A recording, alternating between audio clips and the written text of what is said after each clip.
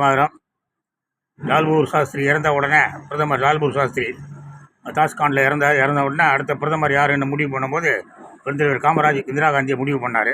எங்கள் அப்பா பெருந்தலைவர் காமராஜர் கொண்டு நெருக்கமாக இருந்தவர். அவர் போய் வேண்டாம், அவளை பிரதமராகாத, நம்ம மக்கள் சகுனம் பார்க்குறவங்க, அவள் பூ இல்லாமல் பொட்டு இல்லாமல் இருக்கிறாள், அவள் தேவையில்லை, வேண்டவே வேண்டாம் அப்படின்னு சொல்லி முக்கியம் போனார். கேட்கல காமராஜர். அவளை இந்திரா காந்தி பிரதமராக்கினார். 1969 கட்சி உடஞ்சிது. அன்னையிலேருந்து இப்போ இருக்கிறது இந்திரா காங்கிரஸ். இப்போ சோனியா, இட்டாலியன் சோனியா காங்கிரஸ். அவங்க சொத்தெல்லாம் மீட்கிறாங்க. ராஜீவ்காந்தியை கொண்டது யார் அப்படிங்கிறது சிபிஐ கண்டே முடியல. சிறையில் இருப்பவர்கள் தான் வெறும் அம்புகள். வில்லு நாங்கள் தேடிக்கிட்டு இருக்கோன்னு சொல்லி 2020 கோர்ட்டில் சொல்லுது. எதிரிகளை தேடுங்கப்பா, வில்லு யாருன்னு தேடுங்க. சோனியா அடிமைகளே ராஜீவ்காந்தியை கொன்ற வில்லு யார் அப்படின்னு தேடுங்க. அதை விட்டுட்டு ஓட்சோரின்னு காமெடி பண்ணிட்டு இருக்காருங்க. அவங்க அப்படி சொல்லுவாங்களா காங்கிரஸ்காரங்க? உடனே பிஜேபிக்காரங்க திருப்பி இப்படி சொல்லுவாங்களா? காமெடி தான் பண்ணிட்டு இருக்காங்க. ஜெய்ஹிந்த்.